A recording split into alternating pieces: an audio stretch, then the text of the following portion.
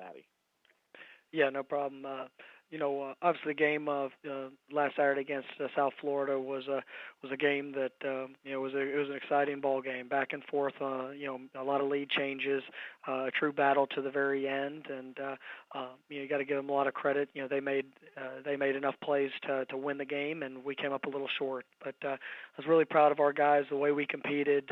It was a game it was kind of a roller coaster game. We were down 14 early and responded back to be able to take the lead there in the second half. It was a well fought game, and they did a nice job executing. There down the stretch, and once again, we have a short week coming up, and going back on the road to play a Cincinnati team that we know is going to be extremely motivated, and being able to do it on a nationally televised game, our guys have got to be able to rise up, and we need to go respond and do everything we can do to become 1-0. Any questions for Coach Norvell, please? Star 1 on your telephone keypad to join the queue, then the operator will introduce you. Thank you, and we'll go to Dan Tortora from wakeupcalldt.com. Good afternoon, Coach. How are you? Hey, Dan. How about yourself? Good. Thanks for asking.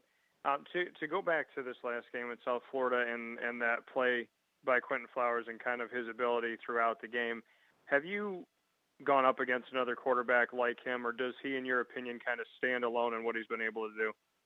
He's a unique talent, and a guy that was able to extend plays, and even at times where we had him, what we felt corralled, he was able to be able to escape it with either his arm or his legs, and so he did a nice job, and he's been able to do that against quite a few opponents here this season, and that doesn't make you feel any better that he did it to us, but he is definitely a special talent.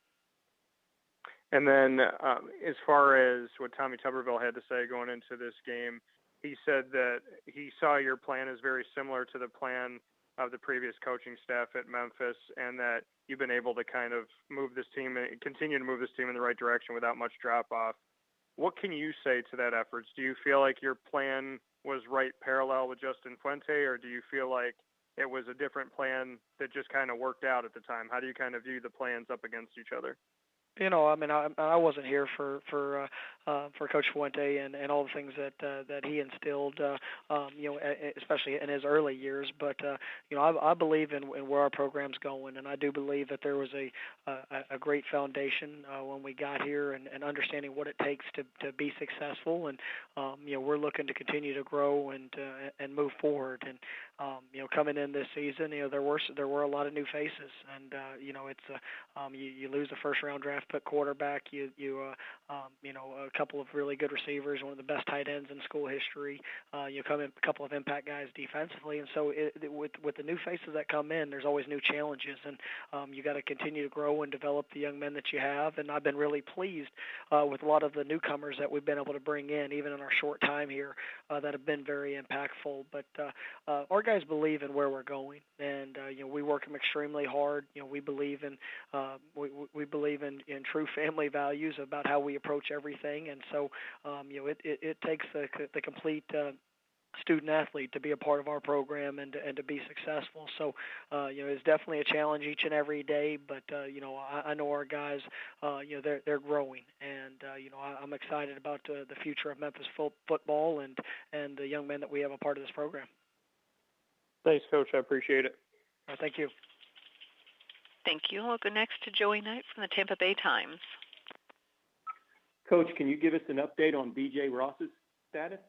Yeah, BJ, obviously was involved in a violent collision there to start the game, and he was definitely shooken up pretty well there, on the field, and so he regained all movement in his limbs, and we were just trying to be extra precautious with him and his care, but he's going to be fine. He'll probably be out for the rest of the season, but he's going to he'll be all right for the long term, and he's a fine young man, and it's a shame that that his playing days are probably done, but we're just so very appreciative that his health and his future is going to be all right. And just to follow that up, Coach, I just saw the play for the first time last night. In your opinion, was it a clean play? I don't think there was. I mean, I watched. I don't think there was any. I guess false intent for what was happening. It was just a collision. Is one that you see in football quite a bit. It's hard to really see much from that. But it's just one of those things that in football injuries occur, and it's we always are wanting to make the game and protect the student athletes. And how we're playing it, but I don't really have much of a comment on the on that particular play because it was tough for me to see.